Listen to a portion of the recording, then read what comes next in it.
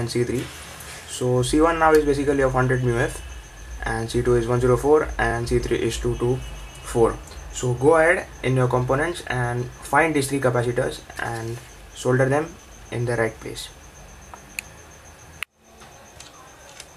Here we go, we have completed with the capacitors. The next thing you'll be doing is taking the semiconductor components, that is the U1 is HT12D, that is a decoding IC, and it is basically provided with a IC socket. So the first thing we'll be doing is taking the IC socket and soldering it. You are not soldering the IC, you are just inserting the IC in this socket. So basically you have to solder this socket.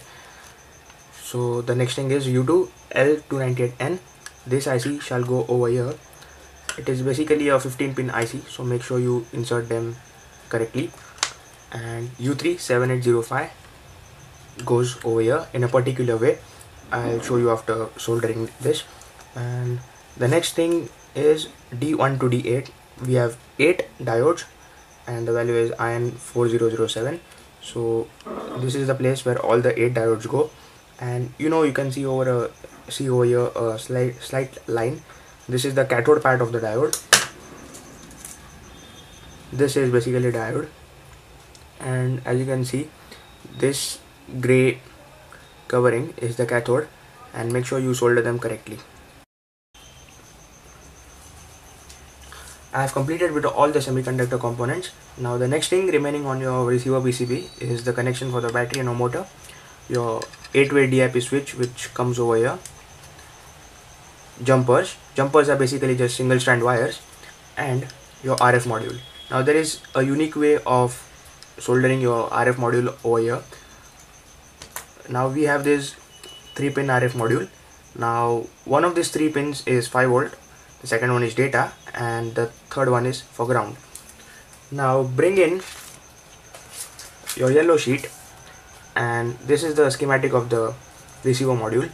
So the leftmost pin is negative, the center one is data, it is input output, and the rightmost is positive. Come back to your PCB again. So this is 5 volt, data and ground.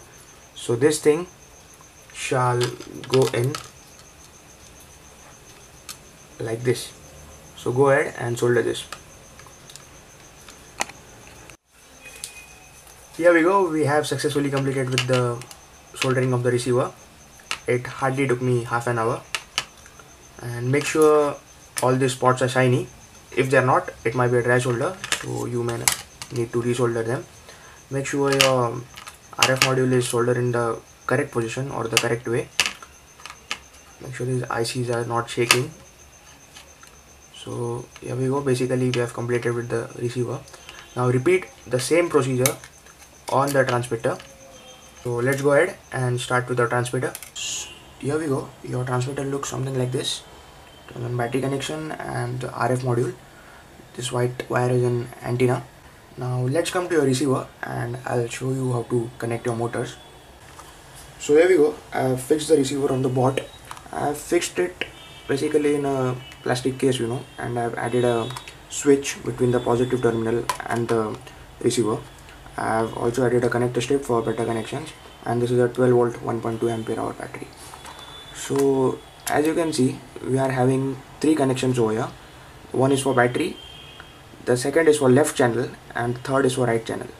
Now make sure we are understanding the terms channel. This thing is your left channel, both the motors are your left channel, and these 2 motors are your right channel.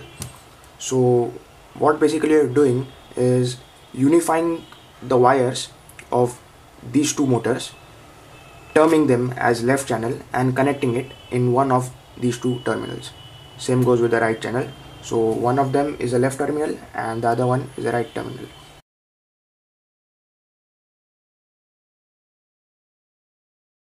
So one of them is a left channel and the other one is a right channel. And pulling out the antenna from here, closing it, as simple as that. Turn it on and let's take it out for a run.